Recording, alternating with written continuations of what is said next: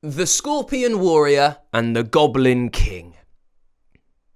In the dusty dunes of the desert of Diz, where cacti wore sunglasses and camels tap danced in the sandy evenings, there lived a legendary hero known only as the Scorpion Warrior. His real name was Gary, and I say legendary, but to be honest, he was only legendary to himself. No one feared Gary, but he didn't let that stop him. He made himself a rather fancy helmet shaped like a scorpion's stinger, covered himself in shiny golden army which squeaked when he ran, and practiced fierce battle roars in the mirror every morning. Roar! He would yell. "You sound more like a goose, dear," muttered his gran, sipping cactus tea. Gary wasn't a very lucky warrior. He had allergies to dust and camels and most forms of action, but he was determined to be a hero. One day, letters arrived to every villager tied to a flying dung beetle, the Royal Postal Service in Diz. Posters appeared on every wall. They said, "Urgent! By order of Princess Flipperty Gibbet, the Goblin King has stolen the Moonstone. Brave warriors are needed to fetch it back, or else we shall all meet a terrible fate. Darkness will descend for 1,000 years. There is no time to lose." At last, a proper quest! And there really wasn't any time to lose. The sun was all ready to begin, and a strange cloudy mist sprung up. Gary grabbed his scorpion's staff, which also doubled as a back scratcher, packed a bag of cheese puffs, and set out on his trusty steed, Colin, the flatulent donkey. They galloped well. Colin waddled through Wibble Wobble Canyon, across the stinky swamp of socks, and up the lumpy hills of Ouch, every step closer to the Goblin King's fortress of Gloomington. "Remember," Gary said, practicing his war speech, "I'm not just Gary, I am the Scorpion Warrior." Colin responded with a heroic fart. At the gates of Gloomington, a pair of goblin guards blocked the way. One had a nose like a pickle, the other was picking his nose. "Halt!" they growled. "No warriors allowed, especially any warrior with a flatulent donkey." Ooh, what a whiff! Gary puffed up his chest. "Step aside, or prepare to taste the sting of my..." He began to wave his scorpion sword in what he hoped was a menacing way, but before he could land a punch, Colin let off a gas blast so foul it knocked both goblins out cold. Or that, Gary muttered, trotting past. Inside the fortress, the corridors twisted like curly fries.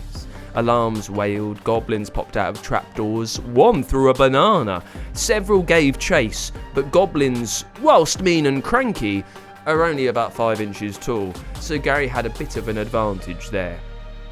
Gary darted through the chaos, cheese puff crumbs flying, until he reached the throne room of Doomy Doom, and there sat the Goblin King. He wore a glittery crown, 2 mismatched socks, and a cape made from stolen underpants. In one gnarled hand, he held the Moonstone, a glowing orb that shimmered like a disco ball. "So," the Goblin King sneered, "you're the famous Scorpion Warrior, are you?"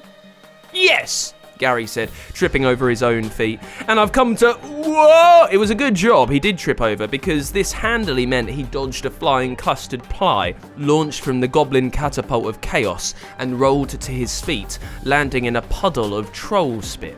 The burst of action had the effect of setting him sneezing, and so everyone had to wait whilst he patted down his Scorpion Warrior outfit looking for a hanky. The Goblin King cackled, You? You're not a warrior. You're a walking allergy." Gary glared. "I may sneeze a lot, but I am brave.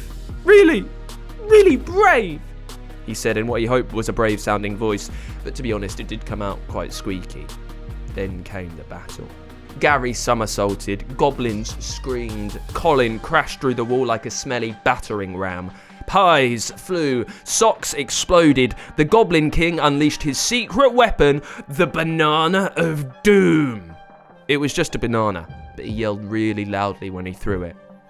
With one mighty swing of his scorpion staff, Gary knocked the banana back mid-air, thwack, and it hit the Goblin King right on the bonce, knocking off his crown. Splush! He toppled off the throne into a barrel of slime. Victory! Cried Gary. Now the Moonstone. He lifted it from the ground.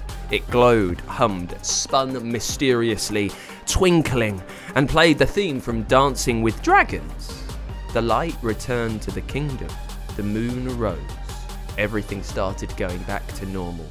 Princess Flibberty-Gibbet arrived on a hover goat, wearing royal jogging bottoms. "Oh, you did it," she cried. "The kingdom is saved, and you're a true hero." Gary bowed. Colin did a celebratory burp. He liked to mix things up with the whole farting thing sometime. But then, the Goblin King stood up, covered in slime and smiling.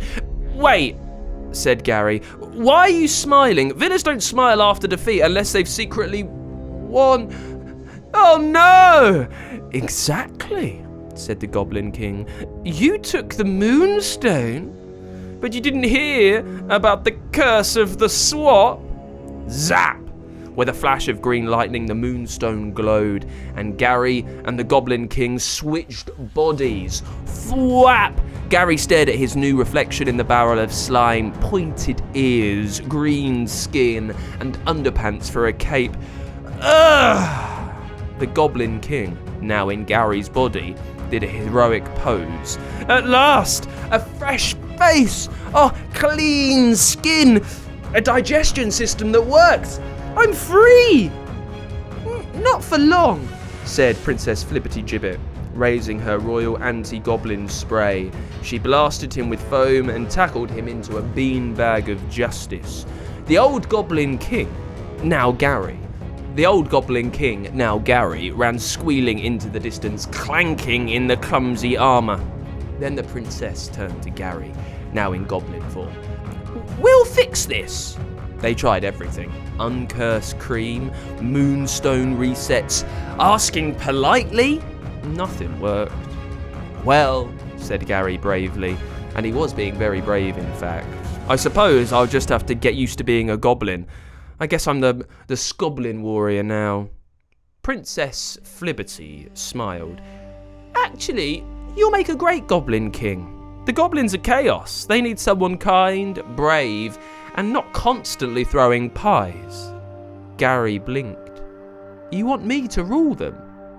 "Only temporarily," she said, "until we find a cure." So that's what happened. Gary, now the Goblin King, took the throne. He passed a law banning underpants capes, taught goblins how to wash, introduced game nights, and sneeze etiquette. Colin stayed to keep order. His farts became part of the national anthem. And the OG Goblin King? Well, he found out that being in Gary's body, which really was pretty much allergic to everything, wasn't quite the victory he thought, and last was seen sneezing himself into somersaults in the sunshine. And that's the end of the story about the Scorpion Warrior and the Goblin King. Or should that be the Scoblin King? Thank you to Loki for giving us the idea of the Scorpion Warrior and the Goblin King. Do you think Gary will make a good Goblin King in the end? I mean, he seemed quite nice. I think he's got the goblins' interests at the front of his mind. I think he'll be brilliant. Loki, thank you so much for giving us that idea. If you have any tales that you'd love to see us bring to life, get to the Story Quest page at funkidslive.com. Got an idea for a story? Tell us the title at funkidslive.com/storyquest and we could bring your story to life. For a new story each week, make sure you hit subscribe or follow so you don't miss a single episode.